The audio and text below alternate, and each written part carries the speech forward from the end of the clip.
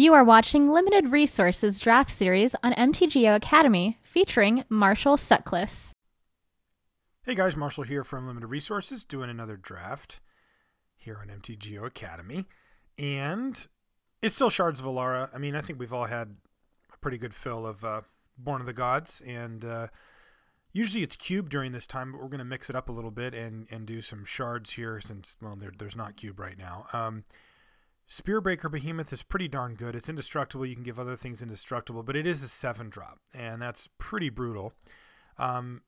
This is actually kind of an underrated card I like quite a bit, but I'm not going to be picking it here. Necrogenesis is a card I like a lot. I played it in a draft recently and had some good success. And then there's also Magma Spray over here, which is just a very solid removal spell, kind of in any format.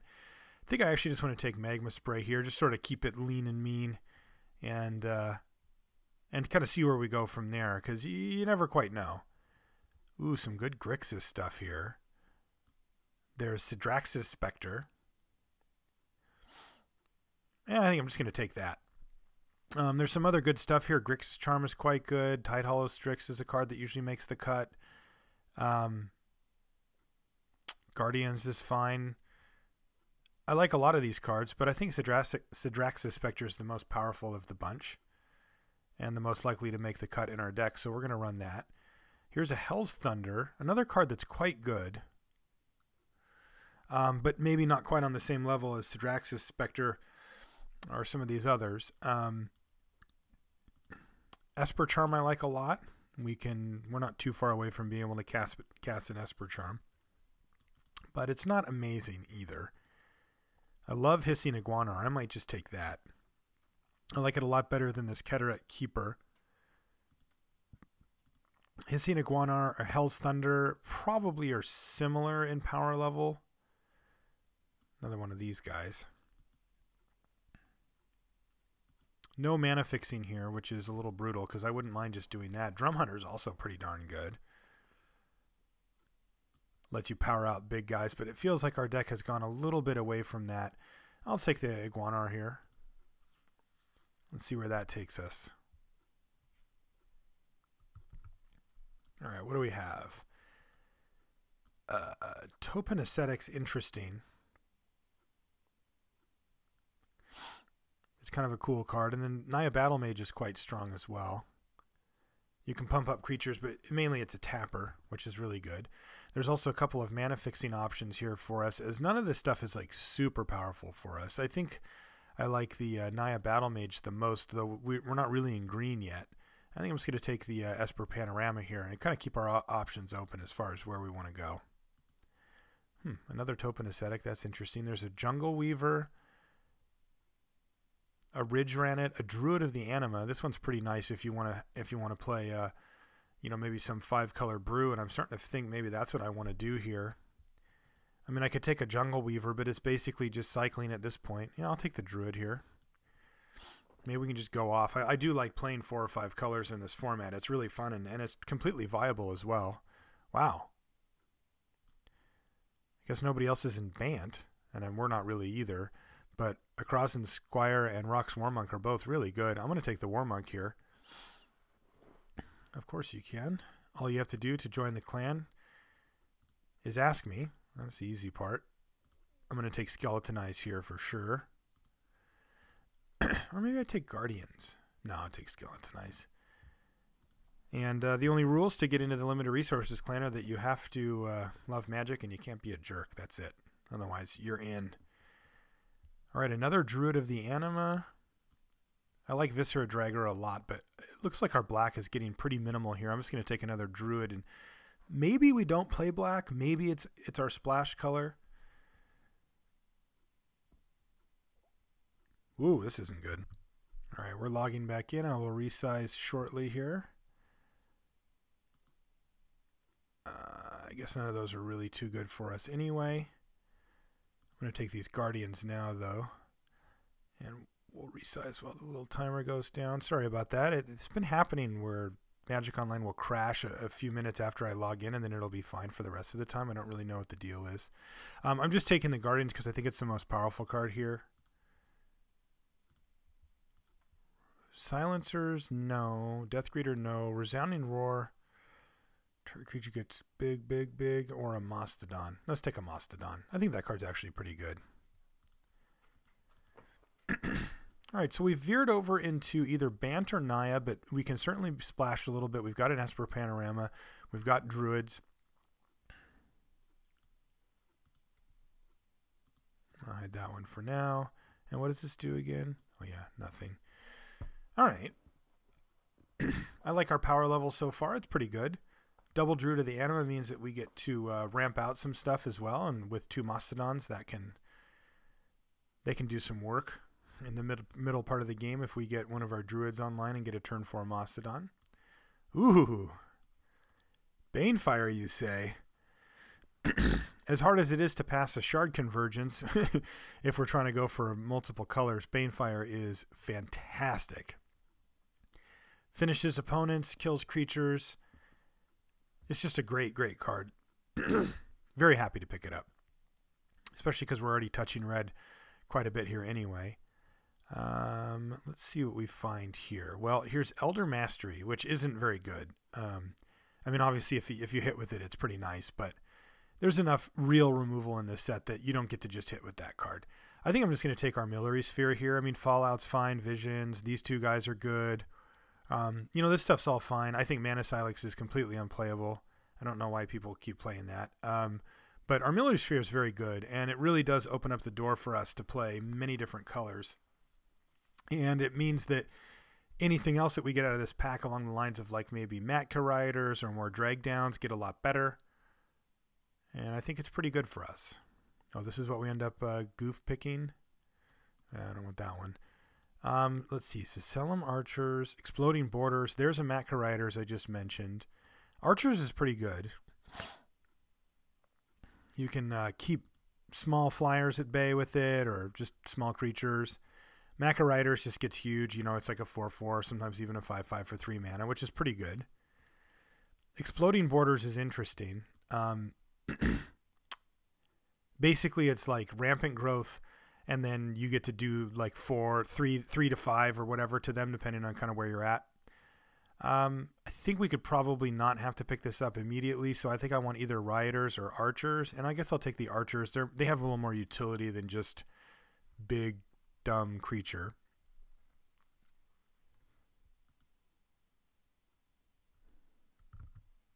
Uh-oh. Of course you can. Okay. Maybe we just go super big and play Progenitus? That'd be pretty fun. What are we giving up? A Scarlet Thrinax, whatever. Dragon Soul Knight's pretty good, but kind of whatever again. There's really not a ton in this pack. I mean, we would play one of these cards. Like Dragon Soul Knight would make the cut probably. Yeah, let's just take this big boy here. I don't know if we're going to end up running him, but we'll take him for now and kind of see where it takes us. I like Sylvan Bounty here, I think.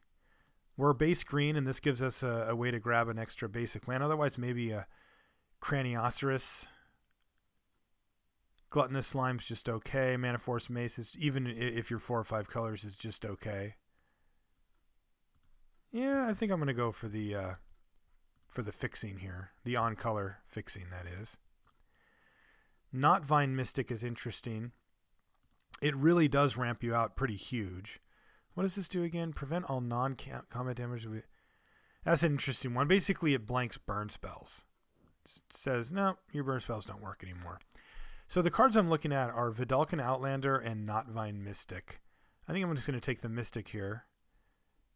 Because I think our deck can actually use it, which is kind of awesome. Sylvan Bounty or a Craniosaurus. I'll take the Cranny this time. Spore Burst? Yes, please. I'll take that. I would totally love to play Exploding Borders here too, but it doesn't look like we need it. Kaleidostone. Bonesaw? No. No, just Kaleidostone.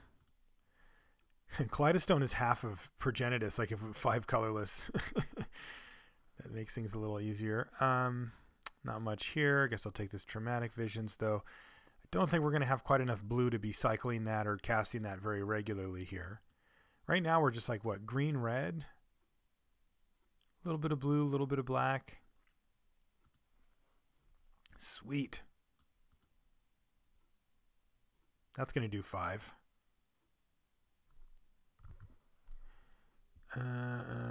Flesh Former. Absolutely. Look at that. That thing can put a serious wrecking on somebody. And now that we actually are going to have access to all 5 colors, I think pretty regularly here, that's going to work pretty well. Still don't know exactly where the deck goes, but we'll figure it out. There's a lot of questions to be answered here in this last pack. All right, what did we open? Oh, there's a Bloodbraid Elf for starters. Lich Lord of Unks is, let's see, a 2/2 for 3. Blue-black, make a dude. Target player, yeah, that one's okay. That's pretty mana intensive. I think I just want a Bloodbraid Elf. Like, it just asks so little of us. It's in our 2 base colors, which are red and green. It's just, you know, it's just one of the best cards in the set. So let's not get too cute. Let's just take a BBE and move on with our life. I like that a lot. What do we have here? Cloven Casting. What does this do again? Cast a multicolored instant or sorcery and pay 1 if you do copy it. Nope. No, we don't have that. All right. Mage Slayer is interesting. I remember this. Whenever it attacks, it does a bunch of stuff. But I don't think we're really going to be attacking as much as just sort of like making the game go along. So I think I just want to take a Terminate here. Even though it's on our splash colors, it's not a 2-drop. Like you play it later on their big threats, and I think it's going to do a lot of work. The other card I think I'd consider here is a Stun Sniper. You can see it's both a pinger and a tapper. Really, really good card. But Terminate is Terminate, and it just kills anything. I mean, that's just instant speed, destroy it, can't be regenerated, get it off the table, and you got to respect that. So we'll take a Terminate.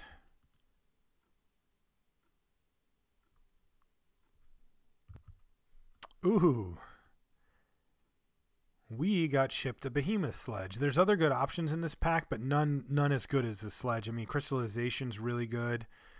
It's a card we'd certainly want to run. I mean, maybe one of these border posts or something, but Behemoth Sledge is absolutely the nuts. It is fantastic, and I'm very happy to get it here. That's a pretty easy first pick if you can cast it at all. It just absolutely takes over the game in the late part. Wow. Yeah. Uncle Earl? Sure, buddy. I mean, we're passing another Crystallization, which is annoying. But a 5/5 hexproof that gets bigger the more stuff you put on it. Now, don't think we have any actual stuff, but still, a 5/5 hexproof for 5 mana does a ton of work on its own. My friends made me build a Commander deck back in the day when I first learned what Commander was. And if it wasn't even called Commander then, it was just EDH. It was a couple of years ago. Yeah, maybe like 4 years ago. And this was my Commander. I have since taken apart that deck. Glory of Warfare or Stun Sniper. I really like Glory of Warfare. I think it's pretty darn good. Makes your team really tough to attack into, and makes even the worst block attackers like these things kind of go off. But I think I just want a Stun Sniper. I mean, the card does so much work in a deck like this, and I think we are actually kind of trying to wait for the deck to go along, because we have so many sweet things that we can do in the late game. Just start casting these huge fatties. You know, whatever. So I think Stun Sniper is probably a little bit more where we want to be.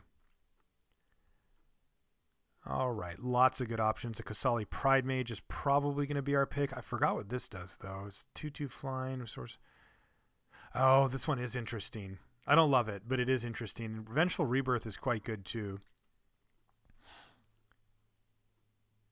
So it's basically like a combo card where you get to regrowth something and you get to dome something for however much that costs. Another good option here is Colossal Might, which is fantastic. A lot of people compared it to Terminate after having played it for a while, and I think that's a fair comparison. I'm just going to take Kasali Pride Mage, though. I think it's the most solid card out of that pack, and I want solid. Violent Outburst, let's see. Predatory Advantage, I remember this one too. Beginning of each opponent's end step, if that player didn't cast a creature, you get a lizard. It's okay. Messenger Falcons is something that we could certainly consider. Talon Trooper. Outburst, what does it hit? It hits Sphere, Stone, Terminate, which is a little awkward, and then all these in Magma Spray. It hits mostly solid stuff, but if it hits one of our removal spells at the wrong time, it's pretty awkward. I guess I'll just take these Falcons here. I'm going to take Pale Recluse here. I like Lore Scale Coatl.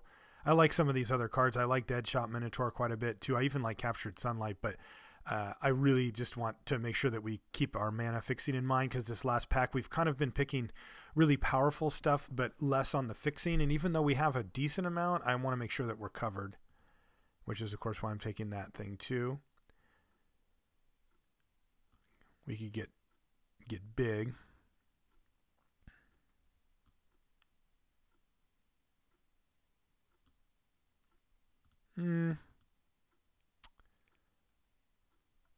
Guess I'll take this. This is okay against some decks. I guess I'll take it. We're not starting it though. I mean, we have a lot of cuts to make up here. All right, well, I'm not going to pass this Violent Outburst just for the heck of it. And there's that thing. All right, we might actually even, we're probably going to run that Captured Sunlight. I actually think that card's pretty sweet. It depends on how many conditional things we have to hit. But we've got a ton of cuts to make here, obviously.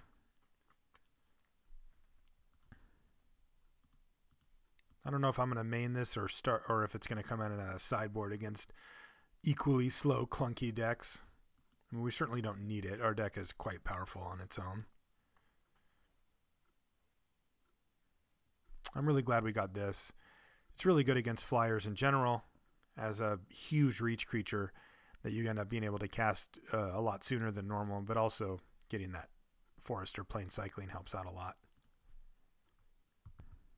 Okay, how do we build this? I mean, we're base Naya, so let's get some of our Naya cards in here. I'm going to put our 5-drops over here, our 5-drop creatures, that is. No, that's still not good enough. All right, and then we definitely want Terminate. This is a maybe. This is definitely in, definitely in. That's a no. It's a maybe. In. This is a land, so I'll put it here. And we'll put these here.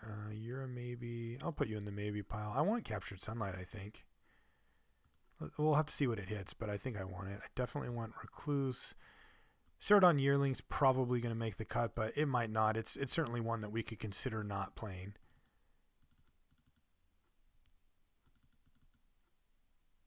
Okay, so this puts us at 27 already. So yeah, let's just cut the Yearling here. We don't need that. These are both, this is not a cantrip, but it's a must play. This is just a straight up cantrip, so that's easy. The Druids make mana.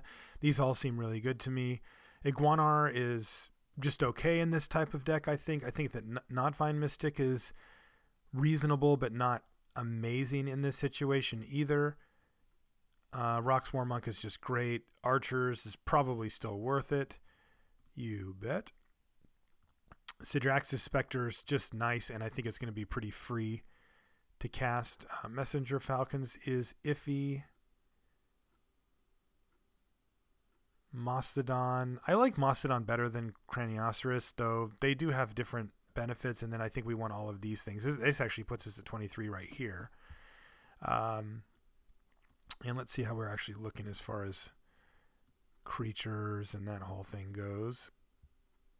I'm going to leave this in the creature slot. It's creature-ish. All right, so not a ton of creatures, only 12. Actually 13. And some of, this one might get cycled off sometimes, so we might want to cut something down here.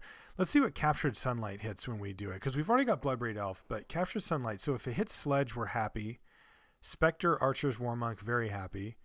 Terminate, probably happy enough. Like by the time we capture it, they're going to have something to hit, though that's going to vary a lot. Kaleidostone or Sphere, happy. And then any of these were happy, and then Magma Spray is the same thing as Terminate, where it's like, Magma Spray is probably our worst hit with it. It doesn't hit players, so that's the only one that could be just truly a blank.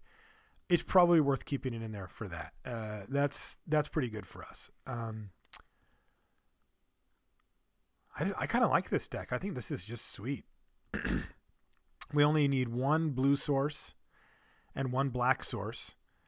The black source to regenerate our Skeletonized token, to cast Terminate, and to cast Sidrax's Spectre. I don't think we have any other actual black. So we only need one of each of those because we can grab it with our Armillary Sphere. We can cast it with Kaleidostone. We can grab it with Exploding Borders, or we can basic land cycle with Sylvan Bounty. So we've got plenty of ways to get it. So let's get this Border Post, and we can also get it with this Esper Panorama. Yes, 1/1, good. 3/6. We definitely want to be heavy on green and white. This looks good to me. 3 red sources actually might not be enough. 1, 2, 3, 4, 5, 6. And then 1, 2, 3. Yeah, I think we actually need one. Let's see, white. A lot of white floating around in the middle range here, so we need that. I think maybe one of these goes out for a mountain. Because this can get basically all of our minor colors.